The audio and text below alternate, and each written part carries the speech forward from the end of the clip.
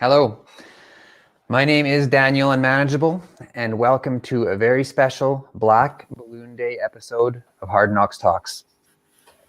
On January 3rd, 2015, today's guest tragically lost her teenage son to overdose. Since then, she has come to the forefront of advocacy for harm reduction, safe supply, and decriminalization. I am humbled to have this woman carry her message of experience, strength, and determination with us tonight. Allow me to introduce Marie Agoritis. Hello, Marie. Hi, how are you? I'm doing well. How are you? I'm good. You've had a busy day today. I see you have an ad in the paper, or not an ad, I'm sorry, an article in the paper. And you were on Global this evening, weren't you? Yeah, I'm pretty sure I was. I was supposed to be on at 6 and 10. I just haven't had a chance to peek yet. Yeah. Yeah, you know what? It's getting busier all the time, sadly. Yeah. So why don't we start off with a little bit about your story? How did you end up being an advocate? Okay. First off, I'll tell you, I have a dog right here, and he sometimes jumps up and leaves and then comes back. I can't fight it. It's just the way it is. You and me are in exactly the same boat. I have a 7-month-old German Shepherd laying at my feet right now, and he gets a little bit needy sometimes. So we'll just do our best tonight. So our story, and a lot of people know it just because there has been so much media over the years. But essentially, I had one son who developed a substance use disorder when he was in grade 12. He was a kid who was the athlete of the year, and he was an excellent lacrosse player and a bodybuilder and a great football player. He was a smart guy, and he and some buddies, well, it was just a time when guys were starting to use prescription level drugs for recreationally, and they really didn't know what they were getting themselves into. And one of his friends had been in an accident, and it was quite a serious one. He spent quite a bit of time in the hospital, and he left the hospital with large amounts of opiates. And there too, it was a time to get 100 dilaudid Xeroxys. Depending on the depth of your injury, you could get some pretty high level and strong ones, and fistfuls, really. So dilaudid and oxys, those are opioids. Opioids. Yes. Opioids. Ultimately, it led to a pretty serious addiction, and that went on for a number of years. And he lost everything. When he was in grade 12, he had a car, he had a job with the city, and he also had already put a down payment on a condo. He kind of had it made already for a kid his age, and different level of sports teams looking at him. And he lost it all, as most people who use drugs to that level understand that trajectory. Anyhow, as the years rolled along, he went to a private treatment center in BC. We couldn't get him in here, and we were lucky that we had the resources, which most people don't, to be able to access private care for him and get him when somebody says, I want help, you need to pull the trigger fast. It's that whole paddles are down. We got 20 seconds to bring this kid back to life. So we sent him to BC, and he was a 12-step program, and he did really, really well in it. He was just young and he wasn't ready. So he came back and relapsed. I'm terribly sorry to interrupt you, but there is something humming or buzzing on your end. Is there it sounds like some sort of... Nothing. I've got nothing on here at all. Maybe it's your computer fan. I think that's what it is. Okay. It was just going. Yeah. Okay. Well, we'll just have to put up with it then. Please continue. Okay. It's okay. Thanks. Ultimately, when you've got somebody with that dedicated to their drug of choice for that long, as a parent, you desperately do anything to save them. And realized, of course, that he could very well die. He overdosed a number of times, et cetera, and he didn't. He ended up going in the methadone program and has managed his addictions, his substance use disorder, through methadone for a number of years. I think 5 or 6 years now. He's down to, he was up at 170 when it first started. And I don't know if you know much about methadone, but that's a really, really high amount. That's a high dose. Yeah. But now I think he's down to 20 or 30 milligrams. And lucky for us too, he had Dr. Peter Butt as his addictions doctor. So Yeah. Peter's a great guy. So we were fortunate. However, thinking in my world, I was going to lose that boy, and terrified, and the sleepless nights and looking for him on the streets and calling the police and his friends, and all the years and the overdoses, thought for sure we were going to lose him. January 3rd, 2015, I get a phone call from the father of my two sons, and it was 10:20 in the morning, and he's screaming. I was in Alberta. I'd never left my son alone before. This was my 19-year-old. I'd never left him home alone before. He worked at the Keg on 8th Street. He was a good kid. I partied a little bit rough around the edges, but sweet as pie. Never worried about him in that way, really. Maybe I'd be a fool to say that. That would be a lie. I did worry about him, of course. But I get a call. He screams in the phone, "Kelly's dead." And I went, "No, no, no, no, no. You mean," and I said my other son's name. And I'm not going to say his name tonight because I never talked to him about saying his name. So I'm not going to, I don't have his permission to say his name tonight. Anyhow, I said, "No, you mean the other boy." And he said, "No, no." And it wasn't like, "Oh, you mean the other boy." It was a scream. And just like in the movies where they say what happens when you hear that one of your children has died, I literally fell to the floor screaming. And then it was real weird. I got up and I was in my brother's in Calgary, and he has the typical house with the wall in the middle and the kitchen, the dining room, the living room, the kitchen, the dining. And I kept running. It was as though I was just trying to run from it. And no, and he had taken a half of a pill that he thought was OxyContin, and it was in fact fentanyl. And it was a small amount of fentanyl. It's just that he wasn't a real seasoned user, and he'd done the half of a pill the night before. But because this was from an illicit market, it was pressed by an organized crime or somebody in their bathtub. Clandestine Anyways, lab. Yeah. He took one half the night before and was fine. He just took the other half with the predominant amount of fentanyl in it that day, laid down on the sofa, had a buddy here with him. The guy went out to have a smoke on the front steps, came back in, and Kelly had turned color. And there was no such thing at that point in time as the Good Samaritan Overdose Protection Act. And not that it starts and allows everybody to feel safe enough to call the police, but it wasn't in at that time. There wasn't Narcan really being distributed either. And the boy froze, was worried that they were going to get in trouble because there was drugs on site. And he didn't call the police. He kept trying to call his dad. His dad finally answered, and it was too late. By the time his dad headed here and called 911 on his own, Kelly was gone. He didn't make it. So it was devastating. It still is. You put it in a place that's safe. I allow myself so many days a year, Mother's Day, his birthday, his death day, my birthday, a little easier on my birthday, but I allow myself to kind of be present in his energy, and that's when I lose it. Other than that, I just kind of have to keep going forward. But yeah, horrible, horrible way. Horribly sorry for your loss. Thank you. Thank you. Yeah. So I understand that since then you've become part of a national or international organization? National. We're national organization. Yeah. And it is called Mom Stop the Harm. Yep. Can you tell us a little? Sure.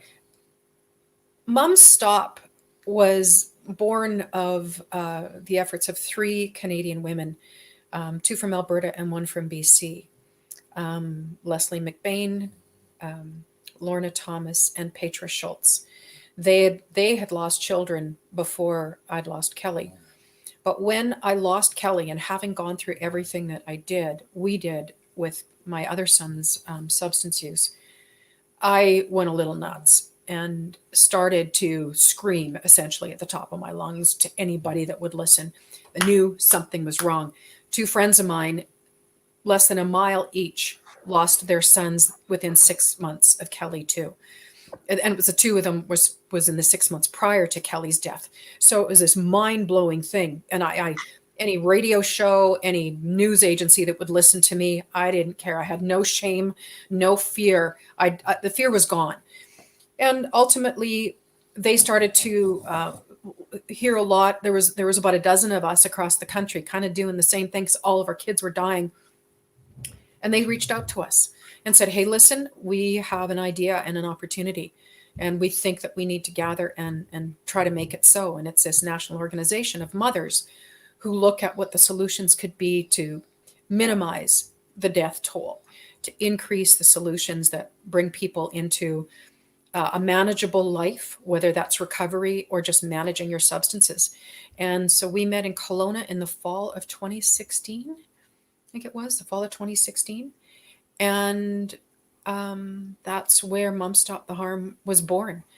We started, and we have since that time, we now have thousands of allies and family members and mothers in particular across the country from one end to the other who do advocacy work.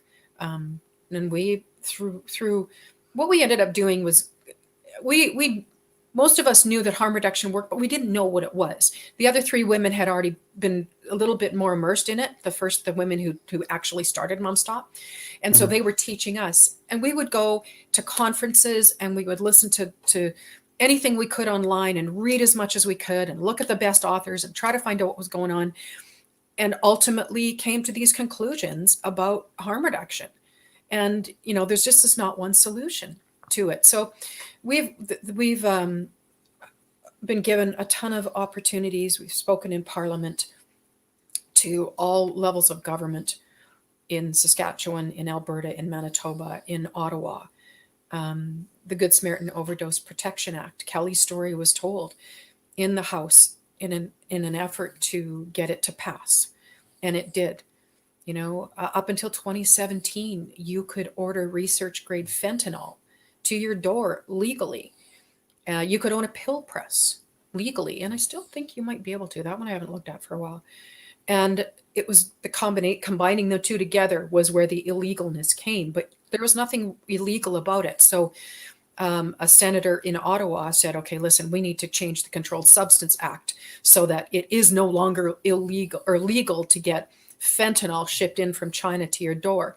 Now, of course, that doesn't necessarily stop the bad guys, if you would put it that way, but the illicit trade from getting it to your door. But it was legal up until 2017. And so I went and presented to a group of senators in committee in Ottawa, told them our story. And we were happy that now we do have the Good Samaritan Overdose Protection Act in Canada as a result. So your organization was a big part of having that come into 100%. making it. Wow, that's 100%. amazing. 100%. And that kind of shocks me that fentanyl, like, this is the first that I've heard about that, and I've been around for a few years now in the recovery scene and in the substance abuse scene, and I've never heard that before, that until 2017 fentanyl was legal to get to your door. Yeah, and it's certainly there's going to be fentanyl that comes in a pharmaceutical grade, and there's research grade, and the pharmaceutical, I think that you needed to have documentation. You had to have certain legal limitations to be able to have, pharmaceutical grade fentanyl, prescription, whatever it would be. But no, the stuff that they were using in research, there was no need prior to that. It hadn't become this favored drug because it was cheap. Yeah. It had an envelope size of it could be purchased for a few $1,000, and you would make tens of thousands of dollars off of it. Producing these pills. You just get a pill press and get the stamp that looks like an Oxy 80, and you color the outside of it, and Bob's your uncle. That's changed since that time, because most drug users know that you're not getting Oxy 80s anymore. They're not out there. Yeah. So well, and for a while there, they didn't know. They thought they were getting Oxy 80s, and it was a surprise to everybody when that came out. Well, I got a box of ashes upstairs in my china cabinet to prove that. So yeah, as do a lot of my friends, and a lot of moms across this country have that too. Yeah. So, tell us about some of the things the organization pushes for. I understand you guys are advocating for safe consumption sites. Why do we need those? Tell us about how they work. Let's sort of it was a squash the myth. I Okay. think that there's this myth that a safe consumption site is this sort of dark hidden place where people go into to use their drugs under dim lights and dark music, and it's just so opposite from that. And that it's we're not okay, this is my term. The old saying about the tree huggers, that I we just love people who use drugs, which I do. But I love whether they use drugs or don't use drugs. That doesn't make a difference to me. But I think this myth was that this is going to be this horrific place for, people with ill-gotten youth, and what this Hollywood version of overdose looks like, which I always have to reference because that was another thing Mom Stop the Harm went after, is national news media for continuing to show people who use drugs. They would put them in their highlighted media, and it was the photo of somebody lying in the rain with a bare tattooed arm and a needle rolling off their palm, obviously deceased. And it's like, don't, you're giving the misconception that that's what overdose looks like, and it's not. Anyhow, Yeah, we don't need any help with stigma. No, and it's huge. So safe consumption. We've also, what I should add is that Ottawa pulled together some really great community-based organization work specialists, I'd call them. They're people who've been working with people who use drugs in the communities for a number of years. And they took a few from across Canada. They took experts in addiction, and they established what a safe consumption site would look like, a gold standard. And we have that here in Saskatoon, thanks to Jason Mercredi and his folks at Prairie Harm Reduction. So when you walk into their place, and I just printed off some stuff so I didn't miss anything.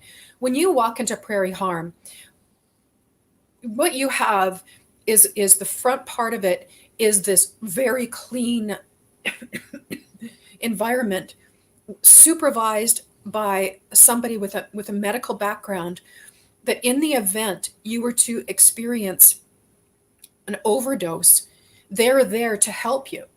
And also, and it's safe consumption. Some call it supervised consumption, safe supervised.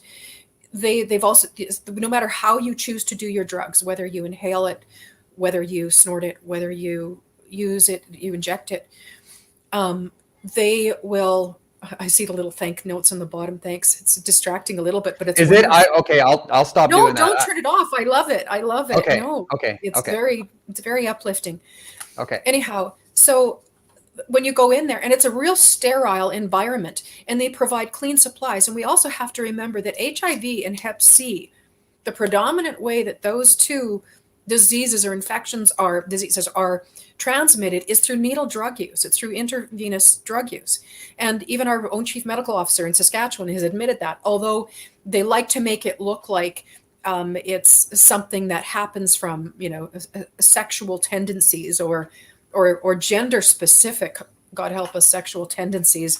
That makes me nuts. But no, in the end of the day, and over the lifetime, a person with Hep C or HIV, I think it's $1.3 million of treatment over a lifetime for somebody that has that.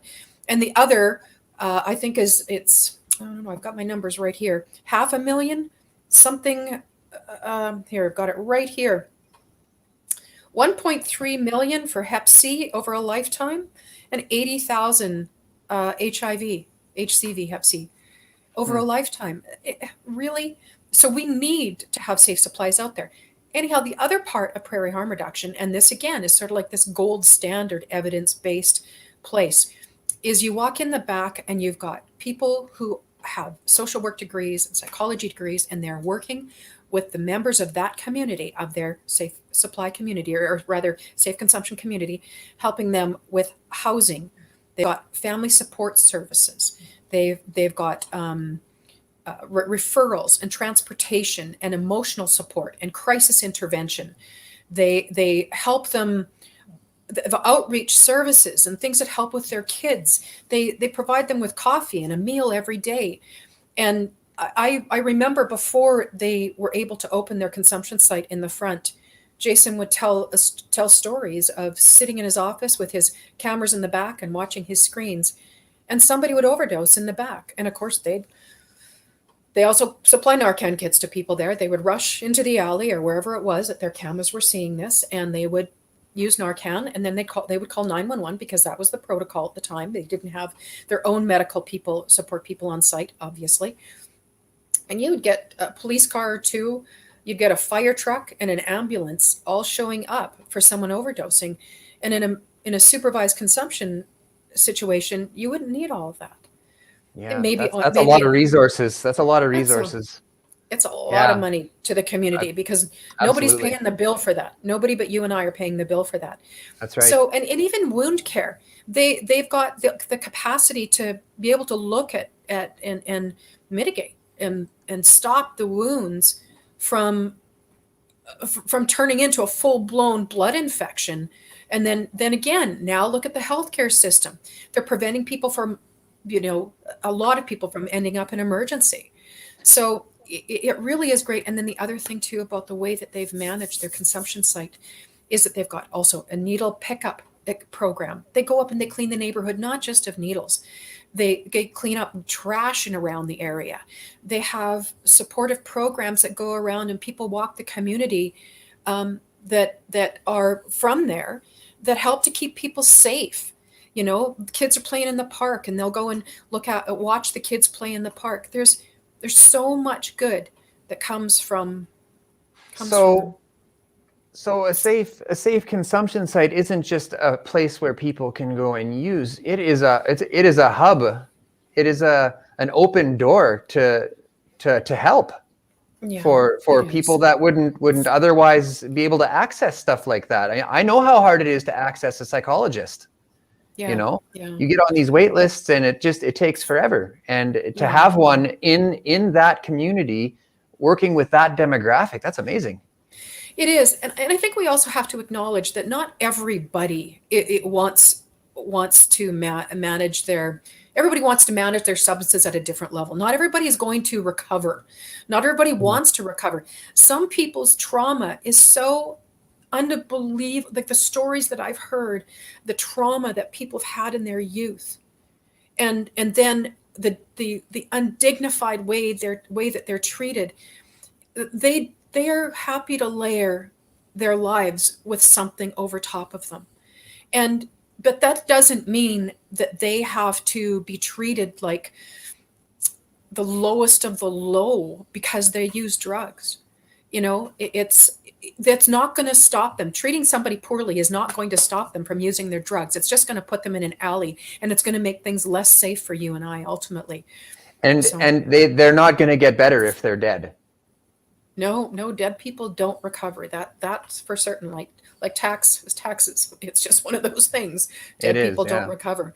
And I think another thing you and I talked about too that we have to acknowledge is that, oh gosh, what was it? I had two thoughts in my head. I always have a million thoughts in my head. I can relate.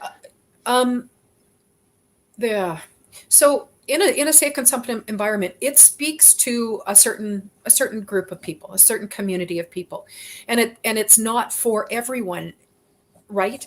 And it's not going to always reach the whole target audience that we need to reach. There's going to be, I know in BC this last year when they looked at the demographic of overdose, over 60% of the people that overdosed in BC were people in the trades, and they were weekend users, the ones that overdosed and died.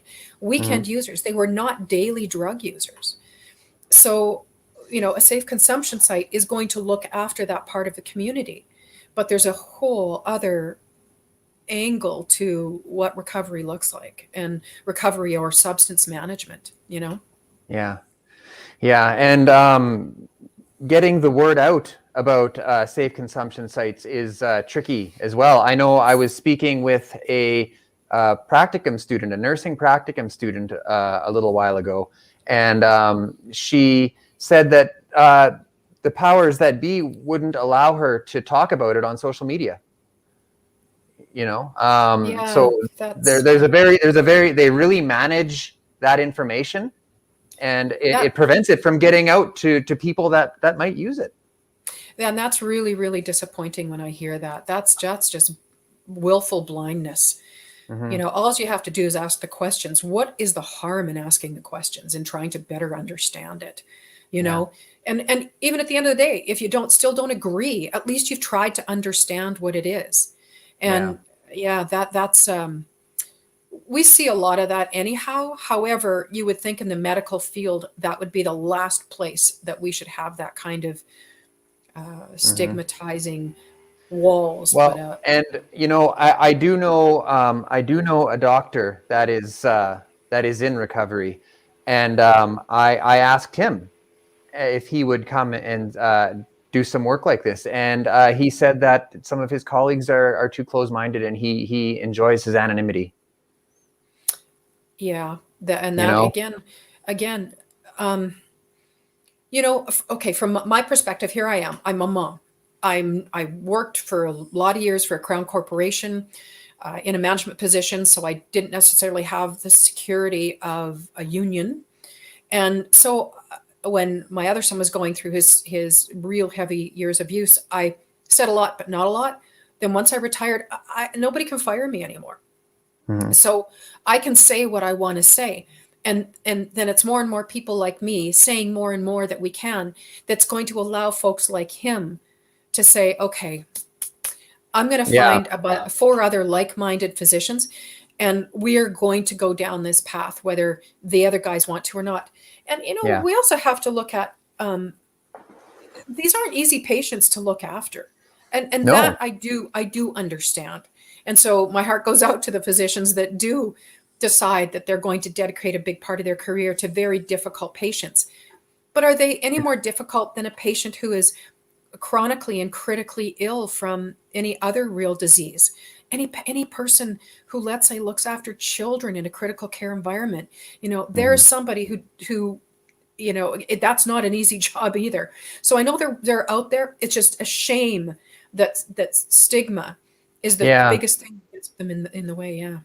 Yeah. Yeah. And it's about disability management, right? This is a disability that these people are coping with, and being able to find a new way to take care of them, because the old ways, they're filled with stigma and judgment, and like it or not, it's still a reality. Well, and it's actually a chronic illness. It The is. Canadian Yeah. Medical Association and the American Medical Association both call it a chronic illness, like It diabetes. is. That's why, and I've said this to you before, that the word recovery um, it's really the only chronic illness that we ask somebody if they're in recovery, or we acknowledge them being in recovery. Like, what does recovery look like?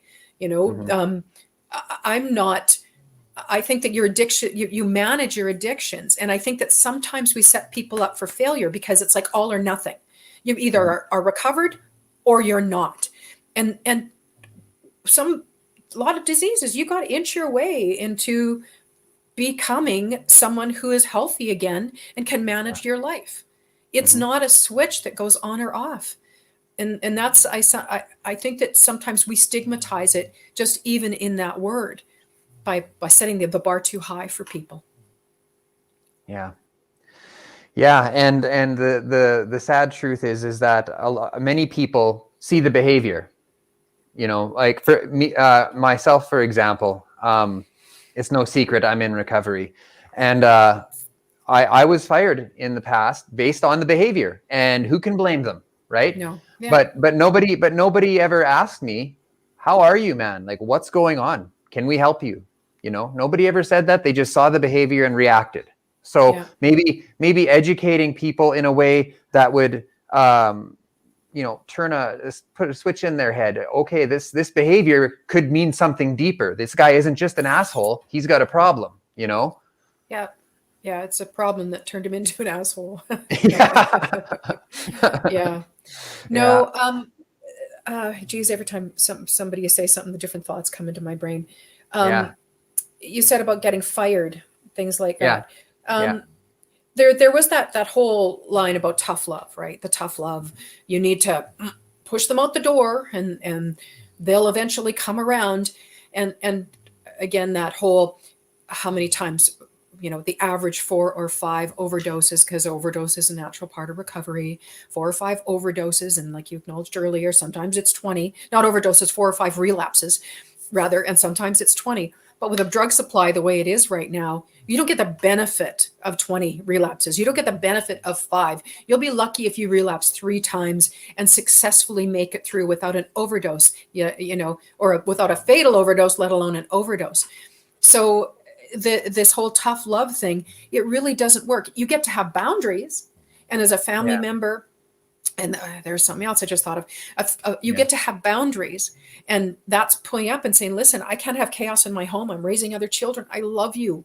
I'll make sure that you're warm if I can. I'll get you a coat. I'll come meet you for lunch. If you want help anytime, call me. There's that kind of thing. And that's, and the other thing too, that's really missing is a real solid education for parents and family members with respect to addiction management, harm reduction. And the assumption that we're going to go into a classroom and be told what to think. No, just go into a classroom and be given an opportunity to understand what's out there and what's going on, and how much you don't have control over that person's substance use. We don't have anything that helps families. I still get parents saying to me, what's fentanyl, after their kid overdoses. And I'm like, are you kidding me? You don't know what fentanyl is? Yeah. That's crazy. So I know that when my son back in probably 2013 or 12 went to BC to a treatment center, I ended up paying to go to, like, it was $2,600 to go to a 1-week program in a treatment center in BC for parents. So, and I was staying and living there for a week, and going through every day a program, so I could understand my addiction to him. Right. And it's been said that, sorry, that's right. And it's a family disease. Oh, it is. It it really is. I've heard it said that sometimes the family gets sicker than the person with the substance abuse problem. Oh yeah. So. Even driving over to pick up my son sometimes, or he and I going out for lunch or to do something. Now I'll drive over there and I get flashbacks of driving to pick him up somewhere, or will he be there? Flashbacks of those terrifying moments. But he didn't understand. He was active in his drug use. To him, he was fine. But there's lasting effects for certain. My phone rings at 2:00 in the morning, and I'm sure by the time I'm 75 or 80, I'm just going to drop straight up dead in my house, because my heart takes a leap when my phone rings in the middle of the night. To this day, yeah. To this day. Yeah, it's terrifying. So one of the other things that Moms Stop advocates for is safe supply. So who would qualify? Like, what does that look like for safe supply, and what is it? Well, okay. First, I'll just say I'm not an expert, but I know what I know. I know what I know. Okay. And that knowledge comes from listening to the experts. And so if I get a little tinge of something wrong, forgive me. And I don't know everything. But safe supply, what safe supply? Okay, we look at right now, we have pharmacies that provide pharmaceuticals, and that's their model. And really, it's just extending that model in a pharmacy environment to actually give someone a pharmaceutical grade drug for their drug of choice. And now, would this be something that they could take home with them, or would they be given access to it at a safe consumption site? Now, no, not at a safe consumption site, because a lot of people who use drugs don't need to use safe consumption sites. That's a certain population would use them, and it also would allow somebody just to take their drugs home. I suspect, much like the methadone and Suboxone programs, it's not going to be something that they take somebody very early on in a program like that and let them take home and now, you've got to look at what's that when it gets diverted and stuff.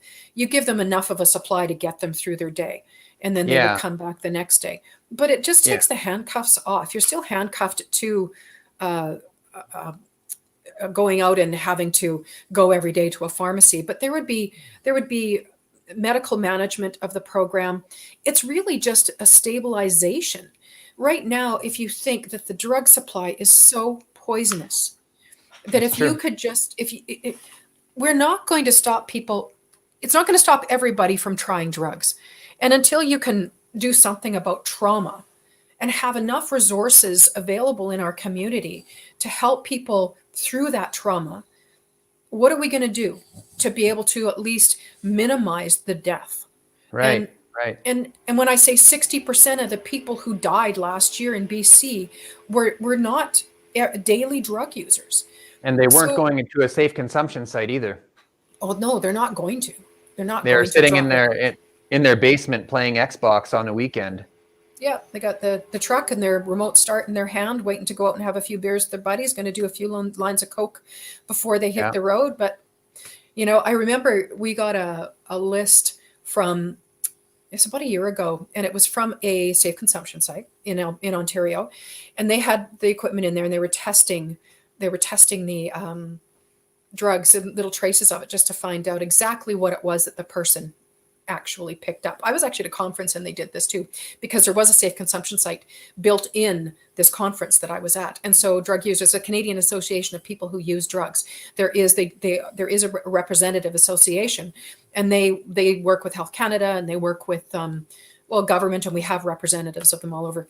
So anyhow, so they would use their drug of choice in this safe consumption site, and they were also measuring their drugs there. Let me tell you, about 90% of the time, what they thought they were getting wasn't what they were getting. And even if they thought that, okay, there's going to be trace amounts of this and that and the other thing in it, no, there were sometimes large amounts of toxins in the drugs that you were using. So a safe supply also too, it's going to minimize that drug seeking behavior and the criminalized behavior that comes with it too. You know, Mhm. you think of the cost to our communities, the safety. We spend the bulk of our tax budgets in the province on policing. And if we knew that if you didn't have to steal as much as you did to keep your drug of choice in you, what a wonderful world it would be. And I think that there's this misconception that unless we made your life impossibly hard, you're not going to want recovery. I don't believe that. I don't believe that. It's still no fun being dependent and addicted to a drug.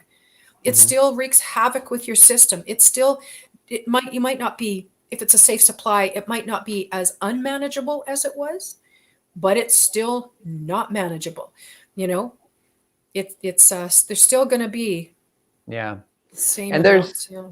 and there's a different road for everybody. Some things work for some people. Some people respond to tough love, some people don't. But that's why it's important to have professionals involved to guide us through this process, right? Yeah, yeah, and You we know, sure don't have enough of those, do we? no, no, we It, don't. it's it's painful how many times we have advocated to the decision makers, because the cost, even Yeah. if I look at it from, if you want to take a pragmatic approach, you're going to have people like me and all the moms that have lost their kids to an overdose. Yeah. We don't want you to go through that. But there's going to be people that have never dealt with that. They'd have never dealt with the loss of someone they love to an overdose. And they really don't see it in their field of view because they've done a better job of parenting. That's one thing. I hear Hmm. that sometimes. Or it's just not something that they've ever had to consider, but they don't like the effects of it on their community. So Yeah. is it criminalization? Or is there things that we can do to manage and stabilize the drug using community so that we can minimize the cost to our community, and we can minimize the crime and the fear that's out there when sometimes you walk down the street. Hmm. So we have to do something different because what we've been doing is not working. And you know that Right. right now there's about 25 to 30 countries across the world who do all sorts of what we might consider sometimes radical efforts with respect to how we manage drugs. You know, Germany is one of them. And of course, Everybody talks about Portugal, and it doesn't mean that they've legalized drugs and it's a free-for-all and you're walking into a drugstore, although some people advocate for that, and picking up your heroin if that's what you want to do. But certainly ways that don't criminalize people the way that we do now, and robust systems of care built within their healthcare systems that serve people who use drugs and serve people who are mentally ill and either by trauma or by design because of just their physical or their biological makeup, and they need help. We are so ill-equipped to deal with people. My son tried to get a psychiatric appointment for him a few years back. 18 months after he put the referral in, he got, okay, you can call us now. 18 months. Yeah. And parents. I've experienced that myself, trying to get help with different things. And I need help. And then you go to the doctor and they're like, okay, well, we'll put a referral into a psychiatrist or a psychologist. And then you don't hear from the psychologist for a month or 2 months. And then you get a call. And if you miss the call, and then even if you get it, then it's another 6 or 8 or however long to get the appointment. Yeah. What are you going to do in the meantime? Right. And you can't really blame the healthcare professional for that, because anybody that I've met working in healthcare in this field are kind, compassionate people. And they don't want you to suffer, but they're limited. If you've only got 30% of the staff that you need to manage 100% of the people who need your help, you're limited to what you can do. And the same with psychiatrists. I think that when I was reading the other day is that we have half the amount of psychiatrists in our province than we actually need to be able to provide the level of care, the critical care. 8 months on a critical care list for psychiatry. And even when you go to detox, as you said, you got to phone every day to get yourself in that door. What if you don't have a phone? Well, and that's the thing. It appears as though the system wants somebody who is insane, who is unwell, to act appropriately, to get the help they need to get better. And that's maybe, just. Yeah. Sorry, go ahead. Maybe the theory is that, well, you know what? If you want it bad enough, you'll try hard enough to get in there. There's that tough love again, right? Yeah. Somebody walks into with a heart attack and they don't say, we'll give you a referral to a heart specialist. And, this is, again, it's the paddles down moment. It's, we got to go. They're ready. Oh, and they're impulsive. People that are suffering with substance abuse disorders are extremely impulsive. They'll want, I want help right now. In 10 minutes, they don't want it anymore, and they're out doing their thing again, right? Yeah. So if there was a means to access help now, I need it now. There's a bed now. Yeah. I think that would make a difference. And even if there was a bed in 2 days, we'd even take that. A bed in 4 days. Right now, you're looking at 8 to 10 weeks as an adult male, adult female, to get into any of our 28-day treatment programs. And as you know, 28 days is not enough. You're barely detoxed on some drugs at 28 days. You need we just need so much more than we have. Hence, what's harm reduction? Harm reduction is put in place so that people live, so that they can be stabilized enough, potentially stabilized enough to either minimize the harm that they're creating, harm to the community, harm to themselves, harm to their families, cost to the healthcare system. It reduces all those harms while we stabilize them to potentially, maybe the day comes when they go, you know what? I'm ready. I would like to enter a treatment program and better understand more about my drug use. And we just want to keep people alive. We want to make the community safer. And the stabilization part of it. I think that one analogy that I always use is, in a war-torn country, when the first worlds go in and say, okay, we're going to help you rebuild. They don't go in and build Walmarts. They go in banks. They go in and they they help to stabilize the community by providing housing and food and medical care. It's a pretty simple model, but for some reason, we don't see people, whether it's the viability and the stigma assigned to it, we don't use that same model. We just say, wait, get into treatment. When you're done, you'll be all better. Get a girlfriend or a boyfriend, get yourself a dog and an apartment and a job. But not in the first year. Yeah, not in the first year. But I'll tell you how many parents in that first year pressure their kids, because as long as the kids are doing good. Well, and there's that lack of it. There's that lack of education, right? 100%. It's a long journey. Like honestly, putting down the substance is usually the easy part.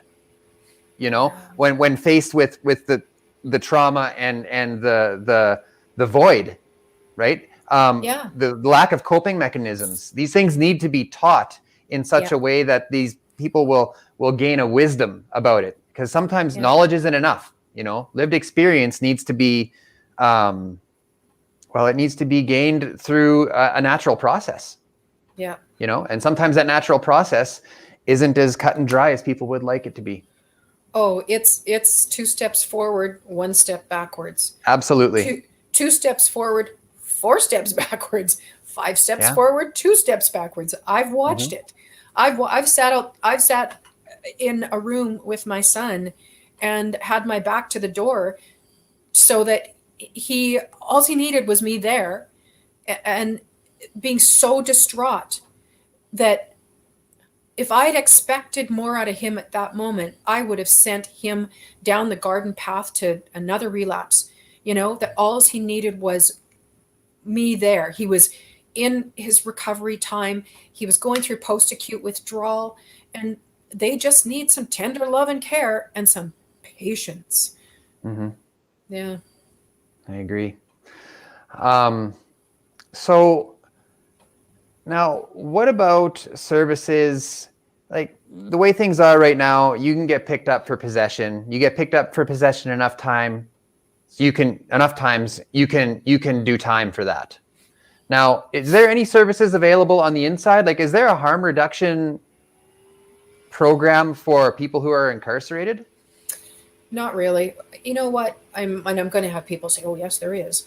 Okay, if you get picked up on charges of some kind, or potential charges, and your hearing is delayed and delayed and delayed, you don't qualify for any programming until you've been charged. So you could be picked up and you can be in remand, or you can be sent, for 5-6 weeks waiting. And while the investigation part of it continues, but you don't qualify. That's one thing. And so you're just in there white knuckling. Yeah. It's there's very, very little to do. There is minimal amounts of programming, and there's some really good-hearted people in 12-step programs who go in and volunteer their time to work with people within the incarcerated environment. But there is no real great model that's in there all the time to help anybody who wants to help. I remember sitting down with the justice minister a few years back, one of our justice ministers, and saying, okay, let's just think about this. We got this building, we got the infrastructure, we've got all the kitchen, we've got all the guards, we've got the cells, we've got everything we need that from an incarcerated model. And what if you put a wall down the middle and you said, and this is so oversimplified, but hey, I'm just a mom, and you went, okay, you're going through the court system and you're somebody who obviously it's your drug addiction, it's your substance use that is creating this unmanageable havoc in your life and all the crimes associated with it. And they say, okay, we're going to put you in normally we'd give you, 2 years less a day for this crime, but we're only going to give you 14 months. If you are willing to go into this evidence-based treatment program that we have on this side, we'll work with you, we'll work through your trauma, we'll provide all the services that we can, And you know what? But if you create havoc and you're not in and you're doing it for all the wrong reasons and you're still not ready for that, you might have to go to the other side and finish out your sentence in another way. I'm not Mhm. saying that that's the right answer, but could we massage a model like that somehow? At least give people a chance. And he said, no, no, that wouldn't work. Why wouldn't it work? Because the general population doesn't, they want their pound of flesh. All they see is the behavior. Yep. Yep. Yep. Yeah. Yeah. And, and there's also good people in government too. Some not very good ones from my perspective, but No there are names. some, I won't give names. I won't give names. You know who you are. It's a matter of opinion. Yeah. Anyhow, but and the other thing too, I think that you and I were going to talk about is the whole idea of decriminalization. Mhm. Uh, Yeah, like what would that there, look like? well, When I think decriminalization, now even in my own mind, the first thing I think is just like, are people just going to be running around with as much as they want and there's not any problems? And like, I could see yeah, chaos in the streets on that. yeah, handing out points of heroin at Halloween in their kiddies' There you bags. go. Yeah. Yeah, incredible havoc. It's not legalization. Legalization and decriminalization are two things, completely different things. So legalization is when, when the whole prohibition side of things comes away and is removed. So like alcohol and marijuana and what else was there? And you remember when there was prohibition with alcohol, what happened? Well, People I were don't remember dying. that. Oh yeah, I don't either. Might Yeah. know I might almost be that old, but not quite. Yeah. But prohibition, alcohol prohibition too, it Yeah. was killing people, and it Yeah. created this chaos from a criminal perspective, right? Mhm. And so now people say, well, safe consumption sites. We have alcohol safe consumption sites everywhere, and that's what they are. It's safe supply for Yeah. safe consumption, and again, people, yeah, I'm not condoning what happens in a bar or overconsumption, but what I'm saying is that when we condoned or bought into prohibition, people were dying and the criminal element went up, and the Yeah. guys that we don't want to get rich were getting richer on the graves of my kid, Yeah. and whether it was alcohol. So really, decriminalization is not legalization by any shape or form. It's that the substance that you're using is still illegal, Yeah. but what they've done is altered the sentencing or the the retribution you need to pay when you're caught with an illegal product, let's say. So I know I've read some countries. Actually, again, 35 or up to 30 countries in the world right now have a form of decriminalization. Mhm. And sorry, what was that? Oh, nothing. Uh, No. yeah. So with decriminalization, Is your dog snoring? yes, my dog is snoring. It's Yeah. okay. Yeah. Yeah. So with decriminalization, it allows for, let's say, that they're not going to actually jail you for personal amounts of your drugs. Right. And I know that when I've read some countries, that's sort of where the difficulty comes in. What is considered personal? So that's not for me to figure out. But there is models that already are able to work with that across the world. So right now, if you are caught with a small amount of drugs, you're going to go. So they arrest you. I talked to a very good close friend of mine, who is all about harm reduction, and he's a cop. And I said, okay, if you're a cop, then why, when you go to a criminal scene and a guy's got a little bit of drugs on him, do you charge him with those drugs? He said, well, that's my job. I have to, although I might not agree with it. He goes, but if I don't, and let's say the crime committed is assault, and this guy it's all about that behavior that caused the assault, the drug associated behavior. He goes, if he has some heroin or he has some cocaine or whatever drug of choice he has on him, and it's just a small amount, it also can be a defense. That they go in and, I'm a sick person. That person is sick. He said, so I could be causing him more harm by not saying that that's the case, instead of having to hide it. So in a Right. decriminalized environment, a small amount of drugs will not put you in jail. And Right. some, like in Portugal and stuff, they'll actually give you a fine or put you before a committee that says, okay, here's your options. We're not going to incarcerate you over a little bit of drugs, but we're going to provide you with supported services if you'd like, which of course are very robust in a country like that, and they're not here. That's really interesting to me. So getting caught with a small amount of drugs on you could actually open doors for you in the legal system to access help. It should open Yeah, doors for no, you I in a never thought about humane, that. in a humane, health-oriented environment. That's what it Yeah. should do.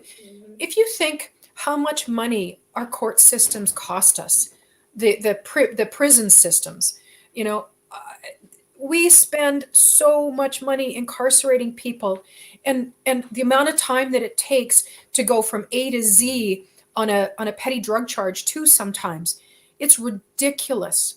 And so this kid who goes in doesn't get any offering of treatment, nothing, out in 4 or 5 weeks, out in 4 days, because they're just held over the weekend while their charges are put in front of the judge. And then they're released again. And then they're back another 2 weeks later because they've been caught again with some of their drugs of choice. So it doesn't mean, too, that trafficking is going to suddenly be okay. It means that we don't need to criminalize people for using small amounts of drugs. It's a waste of time. It's a waste of resources. You combine that with safe supply. You combine that with all different harm reduction efforts. We would save money. We would save lives. It's just ridiculous, but it's all about stigma and political will. Yeah, and that money could go to resources to open doors for people that might want it. Yeah. I've It's just an adjustment of the model of, the financial model that they use. And this is the way it's always worked. We're going to do this. We're going to do this. We're going to do this. Yeah. Well, let's sort of start taking some of that money and shift it over. And also too, when you've got our police officers spending 9/10 of their budgets and time stopping kids on the street or people for small amounts of drugs, when that money and time needs to go in looking at the other side of the criminal element, large trafficking, issues, and what we're going to do to minimize the big amounts from getting in and destroying our communities. Right. You know? Wow. Yeah. Okay. So is there a message that you'd like to leave us with tonight? Let me look at my notes. If anybody's got any questions for Marie, now would be a good time to post them. And I think the message is that please, we have to get out of our brains what overdose looks like. Hollywood has led us all down the garden path. It's not what you think. Overdose affects everybody, every time, everywhere. It's not the most marginalized and traumatized. And those persons that we see who are so deathly ill with their substance use disorder, if you heard some of the stories, you wouldn't blame them one little bit. And we don't have the systems in place to help people get better, even if they wanted to. So we need a real overhaul of the way that we're doing it. And I think you said at one point, you asked about, in that the newspaper article that I was in for this morning, and we talked about the Drug Task Force, I think it was. Yes. Sorry, I meant to ask about that. Yes. Well, the Drug Task Force has been predominantly made up of decision makers in criminal justice, healthcare, and politics. And I know we had one amazing physician on it who at least has a background in addiction, so understands the compassionate side. But it didn't have people with lived experience saying, okay, whoa, no, let's talk about, it was a good idea, but you can't. I don't want people making decisions that affect my life without me at the table. And I Yeah. think that drug users and their families should have the same rights. I agree. So at the end of the day, I think what it is that even if you don't believe in it, just start reading more and more about it. There's some excellent literature out there. Go to mumstoptheharm.com and look at our website. There's a Facebook page, we're on Instagram, we're on all social media, and read some of the articles, the evidence-based articles that we have on there. And we just need to turn it around, and we need more help in a health. It's a healthcare issue that we need to stop criminalizing. Our numbers are out of control, and the drug supply is getting worse and worse and worse. Yeah. It's yeah. Okay, Marie. Well, I think we're gonna let you get back to your evening now. Thank you very much for sharing your story with us and enlightening us with all the things that you're doing right now. Keep doing it. And if I can help you, you know where I am. Well, yeah, and I'm sure that I'll be knocking on your door. Thanks so much. Okay, thanks, Marie. Have a good night. Yeah, you too.